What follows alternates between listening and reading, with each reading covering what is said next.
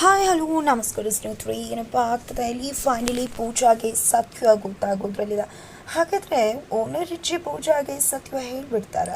ತಾಂಡು ಕತೆ ಏನು? ಶ್ರೇಷ್ಠ ಬಂಡವಾಳ ಬಟ ಬಯಲಾಗ್ತದೆಯಾ? ಏನಾಗುತ್ತೆ ತಿಳ್ಕೋಬೇಕು ಅಂದರೆ ಈಗಲೇ ನಮ್ಮ ಚಾನಲ್ನ ಸಬ್ಸ್ಕ್ರೈಬ್ ಮಾಡಿ, ಹಾಗೆ ಒಂದು ವಿಡಿಯೋವನ್ನು ಪೂರ್ತಿಯಾಗಿ ನೋಡಿ. ಇಲ್ಲಿ ತಾಂಡವ್ ತನ್ನ ಮಗಳನ್ನ ನೋಡೋಕೆ ಬರ್ತಾನೆ. ಅಮ್ಮನೂ ಕೂಡ ಲೆಕ್ಕಕ್ಕಿಲ್ಲ. ಇವತ್ತು ಮಗಳು ಮುಂದೆ ಅಮ್ಮನ ಕೂಡ ಮೂರನೇವರು. ನೀವು ಯಾವುದೇ ಕಾರಣಕ್ಕೂ ನನ್ನ ಮಗಳು ನನ್ನ ವಿಶ್ವದಲ್ಲಿ ಬರೋಕ್ಕೆ ಸಾಧ್ಯವಲ್ಲ. ಬಿಕಾಸ್ ಇದು ಅಪ್ಪ ಮಗಳ ನಡುವಿನ ವಿಶ್ವ ಅಂತ ಹೇಳಿ ಅಮ್ಮನೇ ನೂಕಿ ಒಳಗಡೆ ಬಂದರೆ ಭಾಗ್ಯ ಅಡ್ಡ ಬರ್ತಾಳೆ. ಅಮ್ಮ ಮೂರನೇವ್ರು ಆದರೆ ನಾನು ನನ್ನ ಮಗಳನ್ನ ಹೆತ್ತವಳು. ಯಾವುದೇ ಕಾರಣಕ್ಕೂ ನನ್ನ ಮಗಳನ್ನ ನೋಡೋದಕ್ಕೆ ನಾನು ಬಿಡುವುದಿಲ್ಲ ಅಂತ ಅಡ್ಡ ಬಂದು ನಿಂತಿದ್ದಾಳೆ. ಈ ಕಡೆ ನನ್ನ ಮಗಳನ್ನ ನೋಡೋಕೆ ನಿನ್ನ ಪರ್ಮಿಷನ್ ಏನು ಬೇಕಾಗಿರೋದು? ನಾನು ಅವಳಪ್ಪ, ನಾನು ನನ್ನ ಮಗಳನ್ನ ನೋಡೇ ತಿರ್ತೀನಿ ಅಂತ ತಾಂಡವ್ ಹಠ ಮಾಡ್ತಾಯಿದ್ರೆ. ಹೌದಾ, ಅಪ್ಪ ಅಂತ ಅನ್ನಿಸ್ಕೊಂಡವ್ರು ನೆನ್ನೆಯಿಂದ ಎಲ್ಲೋ ಹೋಗಿದ್ರು. ಇವತ್ತು ಅಪ್ಪ ಅನ್ನೋದು ನೆನಪಾಗೋಯ್ತಾ? ನೆನ್ನೆ ಇಲ್ಲ ಅಪ್ಪ ಅನ್ನೋದು ನೆನಪರ್ಲಿಲ್ವಾ ನಿಮಗೆ? ನನ್ನ ಮಗಳು ಸಾವಿನ ಬದುಕಿನ ನಡುವೆ ಹೋರಾಟ ಮಾಡ್ತಿದ್ರಲ್ವ, ಅಷ್ಟೆಲ್ಲ ಕಾಲು ಮೆಸೇಜ್ ಮಾಡಿದ್ರು ಎಲ್ಲ ಹೋಗಿದ್ರೆ ನೀವು? ಅತ್ತೆ ಯಾವತ್ತೂ ಕೂಡ ನಿಮಗೆ ಕಾಲ್ ಮಾಡ್ದವ್ರಲ್ಲ, ಆದರೆ ಅಷ್ಟು ಮಟ್ಟ ಕಾಲ್ ಮಾಡ್ತಾಯಿದ್ರು ಅಂದರೆ ಏನೋ ಇರಬಹುದು ಅಂತ ಕಾಲ್ ರಿಸೀವ್ ಮಾಡಬಹುದಿತ್ತಲ್ವ ಅಂತ ಮೇಲಿಂದ ಮೇಲೆ ಪ್ರಶ್ನೆ ಆಗ್ತದಾಳೆ. ನನ್ನ ಮಗಳಿಗೆ ರಕ್ತ ಇಲ್ಲದೆ ಒದ್ದಾಡ್ತಾಯಿದ್ಲು. ರಕ್ತ ಕೊಡಬೇಕಿದ್ರೆ ನೀವು ಬರಲಿಲ್ಲ. ಜೊತೆಗೆ ಅಪ್ಪ ಲಕ್ಷ ಸ್ಯಾಲ್ರಿ ತೊಗೋತಾರೆ, ಆದರೆ ಮಗಳದು ಹಾಸ್ಪಿಟಲ್ ಅಮೌಂಟ್ನ ಚಿಕ್ಕಪ್ಪ ಬಂದು ಕೊಡಬೇಕಾಗಿತ್ತು. ಅವತ್ತು ವೈಷ್ಣವ್ ಬಂದು ರಕ್ತ ಕೊಡಲಿಲ್ಲ ಆಗಿದ್ರೆ ನನ್ನ ಮಗಳ ಪರಿಸ್ಥಿತಿ ಏನಾಗಿರ್ತಿತ್ತು? ನನ್ನ ಮಗಳು ಬದುಕಿರ್ತಿಲ್ಲ. ಇವತ್ತು ನನ್ನ ಮಗಳಿಗೆ ಅಕ್ಕಿ ಕಾಳ ಬರಬೇಕಿತ್ತು. ಆಗಲೂ ಕೂಡ ಇದೇ ರೀತಿ ಬ್ಯುಸಿ ಇದೆ ಅನ್ನೋ ನೆಪ ಕೊಡ್ತಿದ್ರೆ. ಹೇಳ್ರಿ, ಎಲ್ರಿ ಹೋಗಿದ್ರಿ ನೀವು ಅಂತ? ಬ್ಯುಸಿ ಕೆಲಸ ಏನ್ರಿ ಇತ್ತು ಅಂದಾಗ ಇತ್ತು ಕೆಲಸ, ಬ್ಯುಸಿ ಇದೆ, ಗೊತ್ತಾಗಿರಲಿಲ್ಲ. ಈಗ ಗೊತ್ತಾಯಿತು, ಅದಕ್ಕೆ ಬಂದೆ. ನನಗೇನು ಕನಸು ಬಿದ್ದು ಬೇಡಬೇಕಿತ್ತ? ಆಕ್ಸಿಡೆಂಟ್ ಆಗುತ್ತೆ ಅಂತ ಕನಸು ಬೀಳಲ್ಲ, ನನಗೂ ಕೂಡ ಗೊತ್ತು. ಆದರೆ ನಿಮ್ಮ ಮಗಳು ನಿಮ್ಮ ಜೊತೆ ಆಫೀಸಲ್ಲಿ ಕೆಲಸ ಜಗಳ ಮಾಡ್ಕೊಂಡು ಬಂದಿದ್ಲಲ್ವ? ನಿಮ್ಮ ಮಗಳು ಎಂಥ ಕೋಪಿಷ್ಟ್ರಿ ಅಂತ ಗೊತ್ತದ ಅಲ್ವಾ? ಅಷ್ಟು ಕೋಪಿಷ್ಟ್ರಿ ಅಂತ ಗೊತ್ತಿದ್ರು ಕೂಡ ಮಗಳು ಕ್ಷೇಮವಾಗಿ ಮನೆಗೆ ತಲುಪಲ್ಲ ಅಂತ ಕಾಲ್ ಮಾಡ್ಬೋದಿತ್ತಲ್ವ? ಆ ರೀತಿ ಕಾಲ್ ಮಾಡಿದ್ರೆ ನಿಮಗೆ ಗೊತ್ತಾಗ್ತತ್ತಲ್ವ ತನ್ವಿಗೆ ಏನಾಗಿದೆ ಎಂತು ಅಂತ. ಅತ್ತೆ ಇವಾಗಲೂ ಕೂಡ ನಿಮ್ಮ 45 ವರ್ಷ ಆಯಿತು, ಈಗಲೂ ಕೂಡ ಕಾಲ್ ಮಾಡಿ ಹುಷಾರಾಗಿ ಆಫೀಸ್ ತಲುಪತ್ಯಾ ಅಂತ ಕಾಲ್ ಮಾಡ್ತಾರೆ. ಅವ್ರಿಗಿರೋ ಕಾಳಜಿ ನಿಮಗೆಲ್ವಾ ಅಂತ ಪ್ರಶ್ನೆ ಮಾಡ್ತಿದ್ದಾಳೆ. ಹೇಳ್ರಿ, ಅಂತ ತಲೆ ಹೋಗೋ ಬ್ಯುಸಿ ಕೆಲಸ ಏನಿತ್ತು ನಿಮಗೆ? ಇಡೀ ಕಂಪ್ನಿ ಕೆಲಸನೇ ನಿಮ್ಮ ಮೇಲೆ ಬಂದುಬಿಟ್ಟಿದ್ಯಾ? ಅಂಥ ಕೆಲಸ ಯಾರಿಗೆ ಬೇಕು? ಏನು ರೀ ಬ್ಯುಸಿ ಅದು ಇದು ಎಲ್ಲ? ಮಕ್ಕಳು ಮುಂದೆ ಯಾವ ಬ್ಯುಸಿ? ಮೊದಲು ಮಕ್ಕಳು ಮುಖ್ಯ. ಜೊತೆಗೆ ನಿಮಗೂ ಕೂಡ ಗೊತ್ತಿತ್ತಲ್ವ ನಮ್ಮ ಮಗಳು ಎಷ್ಟು ಹಠ ಮಾರಿ ಕೋಪಿಷ್ಟ್ರಿ ಅಂತ? ಅದೆಲ್ಲ ಗೊತ್ತಿತ್ತು. ಮಕ್ಕಳನ್ನ ಚೆನ್ನಾಗಿ ನೋಡ್ಕೋಬೇಕಾಗಿರೋದು ನನ್ನ ಧರ್ಮ. ಮಗಳಿಗಿಂತ ಬೇರೆ ಏನು ರೀ? ಫಸ್ಟು ಅಪ್ಪ ಅಮ್ಮಂಗೆ ಮಗಳು ಮುಖ್ಯ. ಒಂದು ಮಾತು ಹೇಳ್ತೀನಿ, ಕೇಳಿಸ್ಕೊಳ್ಳಿ. ನಿಮ್ಮ ವಿಷಯವಾಗಿ ಹೆಂಡತಿಯಾಗಿ ನಾನು ಸುಮ್ಮನಿದ್ರು, ಹೆತ್ತ ತಾಯಿಯಾಗಿ ನಾನು ಸುಮ್ಮನಿರೋಕ್ಕೆ ಸಾಧ್ಯನೇ ಇಲ್ಲ. ತನ್ವಿಗೆ ನಿಮ್ಮನ್ನು ನೋಡಬೇಕು ಅಂತಲೇ ಅನ್ನಿಸ್ತಿಲ್ಲ. ಅಂಥದ್ದು ಏನ್ರಿ ಮಾಡಿದ್ರೆ ತನ್ವಿಗೆ ನೀವು? ಅವಳು ನಿಮ್ಮ ಮುಖ ಕೂಡ ನೋಡೋಕ್ಕೆ ಇಷ್ಟಪಡ್ತಿಲ್ಲ ಅಂತ ಕೇಳ್ತಿದ್ದಾಳೆ. ಏನು ಇಷ್ಟೆಲ್ಲ ಆಗ್ತದೆ ಅಂದರೆ ಅದಕ್ಕೆ ನೀನೇ ಕಾರಣ, ನೀನೇ ಮಾಡಿದ್ದು, ನಿನ್ನಿಂದಾನೇ ಎಲ್ಲ ಆಗಿದ್ದು. ನೀನೊಬ್ಬಳು ನೆಟ್ಗಿದ್ದಿದ್ರೆ ಇದು ಯಾರ್ದು ಕೂಡ ನಡೀತಾನೆ ಇರಲಿಲ್ಲ, ಆಗ್ತಾನೆ ಇರಲಿಲ್ಲ. ಅದನ್ನು ಮೊದಲು ಸರಿಯಾಗಿ ನೀನು ಅರ್ಥ ಮಾಡ್ಕೊ. ನಾನು ಮನೆ ಬಿಟ್ಟು ಹೋಗಿ ಬೇರೆ ಮನೆ ಮಾಡ್ಕೊಂಡು ಇರ್ತಿರ್ಲಿಲ್ಲ ಅಂತೆಲ್ಲ ಜೋರು ಮಾತಾಡ್ತಿದ್ದಾರೆ ತಣ್ಣ. ಹೌದೌದು, ನೀವು ಬಿದ್ದರೆ ಎದ್ದರೆ ಕೂತ್ರೆ ಸ್ಕಿಡ್ಡಾದರೆ ಎಲ್ಲದಕ್ಕೂ ಕೂಡ ನಾನೇ ಕಾರಣ. ನೆಪ ಹೇಳೋಕೆ ನನ್ನನ್ನು ನೆಪ ಮಾಡ್ಕೋಬೇಡ್ರಿ. ಎಲ್ಲದಕ್ಕೂ ಈ ಭಾಗ್ಯನೇ ಕಾರಣ ಅಂತ ಬಾಯಿ ಮುಚ್ಕೊಂಡಿರಿ. ಮಾಡಿದ್ದನ್ನು ಸಮರ್ಥನೆ ಮಾಡ್ಕೊಳ್ಳೋದು, ನೆಪ ಮಾಡಿ ಎಲ್ಲ ತಪ್ಪನ್ನು ನನ್ನ ಮೇಲೆ ಹಾಕೋದು, ಇದೇ ಆಗೋಯ್ತಲ್ವ ನಿಮ್ಮದು ಅಂತ ಜೋರು ಪ್ರಶ್ನೆ ಮಾಡ್ತಿದ್ದಾಳೆ. ಯಾರೇ ನೀನು? ಮೂರನೇ ವ್ಯಕ್ತಿ ನೀನು. ನಮ್ಮ ಅಮ್ಮನ್ನೇ ಇವತ್ತು ನಾನು ಬಿಡಲಿಲ್ಲ. ಅಂಥದ್ರಲ್ಲಿ ನಿನ್ನನ್ನು ದೊಡ್ಡನ ಆಯ್ಕೆ ಅಪ್ಪಣೆ ಅಂತ ನಿನ್ನ ಮಾತು ಕೇಳ್ತೀನ ನಾನು? ಕೇಳೋನೇ ಅಲ್ಲ, ನನ್ನ ಮಗಳನ್ನ ನೋಡೇ ಹೋಗ್ತೀನಿ ನಾನು ಅಂತ ಹೇಳಿ ಹೆಂಡ್ತಿನೂ ತಳ್ಳಿ ಮೇಲ್ಗಡೆ ಹೋಗ್ತಾರೆ. ತನ್ವಿ ಇರ್ತಾಳೆ. ತನ್ವಿ ಪುಟ್ಟ ಅಂತ ಹೇಳಿ ಅಪ್ಕೊಳಕ್ಕೆ ಹೋದರೆ ತನ್ವಿ ದೂಡ್ಬಿಡ್ತಾಳೆ.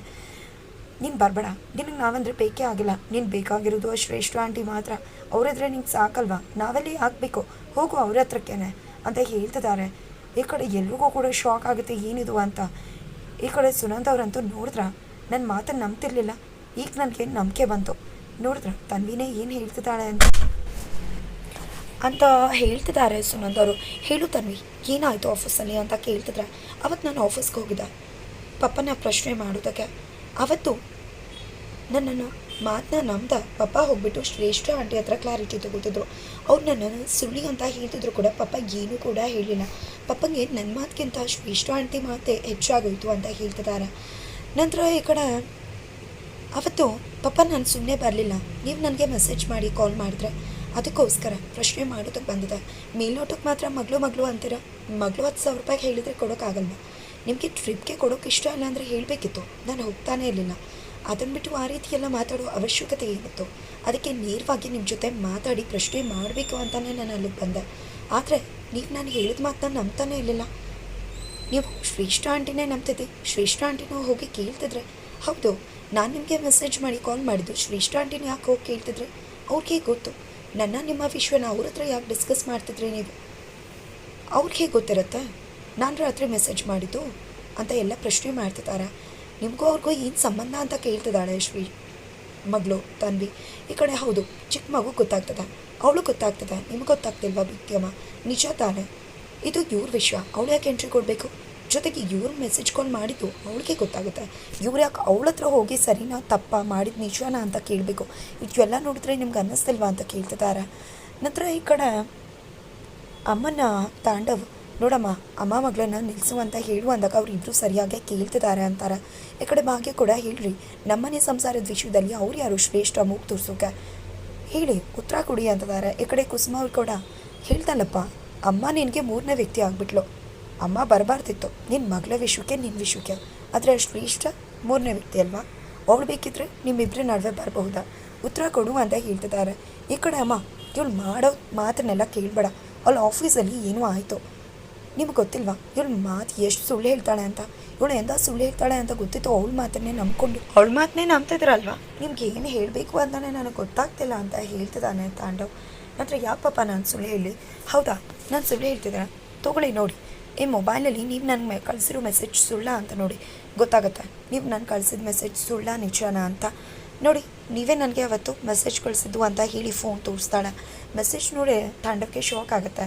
ಲವ್ ಯು ಪುಟ್ಟ, ಆದರೆ ನಾನು ಹಿಂಗೆ ದುಡ್ಡು ಕೊಡೋಕ್ಕಾಗೋದಿಲ್ಲ. ಅಮ್ಮ ಮತ್ತು ಅಜ್ಜಿ, ನಿಮ್ಮಮ್ಮ ಮತ್ತು ನಮ್ಮಮ್ಮ ಇಬ್ಬರು ಕೂಡ ನಿಮಗೆ ದುಡ್ಡು ಕೊಡಬಾರ್ದು ಅಂತ ಹೇಳಿದ್ದಾರೆ. ಹೋಗ್ಬಿಟ್ಟು ಅಜ್ಜಿನೇ ಕೇಳು ಅಂತ ಮೆಸೇಜ್ ಮಾಡಿರ್ತಾರೆ. ಈಗ ಗೊತ್ತಾಯ್ತಾ ನಾನು ಸುಳ್ಳು ಹೇಳ್ತಿಲ್ಲ ಅಂತ ಹೇಳ್ತಿದ್ದಾರೆ. ಏನು ನಾನು ದುಡ್ಡು ಕೊಡಬಾರ್ದು ಅಂತ ಹೇಳಿದ್ನ ಅಂಡ ಕುಸುಮವ್ರು ಕೇಳ್ತಿದ್ದಾರೆ. ಹೇಳ್ರಿ, ಇಷ್ಟೊತ್ತು ಹೇಳ್ತಿದ್ರಲ್ಲ ಮಗಳು ಸುಳ್ಳು ಹೇಳ್ತಾಳೆ ಅಂತ, ಮಗಳ ಮೇಲೆ ಸುಳ್ಳು ಹೇಳ್ತಿದ್ರಲ್ಲ, ಇವಾಗ ನೀವು ಹೇಳಿದ್ದೇನು ಸುಳ್ಳ ಸತ್ಯವನ ಅಂತ ಭಾಗ್ಯ ಪ್ರಶ್ನೆ ಮಾಡ್ತಿದ್ದಾಳೆ. ಈ ಕಡೆ ತಾಂಡವ್ಗೆ ಉತ್ತರ ಕೊಡೋಕ್ಕಾಗ್ತಿಲ್ಲ. ಈ ಕಡೆ ಸುನಂದ್ ಅವರಂತೂ, ಹೇಳಪ್ಪ ಏನೋ ದೊಡ್ಡ ಮನುಷ್ಯ, ಏನೇನೋ ಇಷ್ಟೊತ್ತು ದೊಡ್ಡದಾಗಿ ಮಾತಾಡ್ತಿದ್ದಿಲ್ಲ, ಇವಾಗ ಹೇಳು ಮಗಳು ಹೇಳಿದ ಸುಳ್ಳ ಅಂತ. ಜೊತೆಗೆ ನೀನು ಯಾಕೆ ಹೋಗ್ಬಿಟ್ಟು ಅವಳ ಹತ್ರ ಕೇಳ್ತಿದ್ದೆ? ನಿನಗೆ ರಾತ್ರಿ ಬಂದಿದ್ದ ಮೆಸೇಜು ಕಾಲ್ ಬಗ್ಗೆ ಅವಳಿಗೇನು ಗೊತ್ತಿತ್ತು? ಅಂದರೆ ಅವಳು ನಿನ್ನ ಜೊತೆನೇ ಇದ್ದಾಳ, ನೀನು ಅವಳ ಜೊತೆನೇ ಇದೆಯಾ ಅಂತ ಹೇಳಿ ಪ್ರಶ್ನೆ ಮಾಡ್ತಿದ್ದಾರೆ. ನಿಂತಲ್ಲೇ ಬೆವ್ತೋಗ್ತಿದ್ದಾನೆ ತಾಂಡವ್. ಏನು ಮಾಡೋದು ಎಂತ ಮಾಡೋದು ಅಂತ. ಈ ಕಡೆ ಕುಸುಮ ಅವ್ರಿಗೆ ಎಲ್ಲ ಮಾತುಗಳಿಂದಾಗಿ ಅವರು ಕೂಡ ಒಂದು ಕನ್ಫ್ಯೂಷನ್ಗೆ ಸಿಕ್ಕಾಕೋತಿದ್ದಾರೆ. ಆ ಕಡೆ ಪೂಜಾ ಓನರ್ ಅಜ್ಜಿ ಹತ್ರ ಹೋಗಿದ್ದಾಳೆ, ಶ್ರೇಷ್ಠ ಮನೆಗೆ ಹೋಗಿದ್ದಾಳೆ, ಶ್ರೇಷ್ಠ ತಾಂಡವ್ ಬಗ್ಗೆ ವಿಚಾರ ಮಾಡ್ತಿದ್ದಾಳೆ. ಅಲ್ಲಿ ಶ್ರೇಷ್ಠ ಇರೋ ವಿಷಯ ಗೊತ್ತಾಗ್ತದೆ. ಶ್ರೇಷ್ಠ ತಾಂಡವ್ ಇಬ್ಬರು ಕೂಡ ಮದುವೆ ಆಗಿದ್ದಾರೆ ಅನ್ನೋ ವಿಷಯ ಕೂಡ ರಿವೀಲ್ ಆಗ್ತದೆ.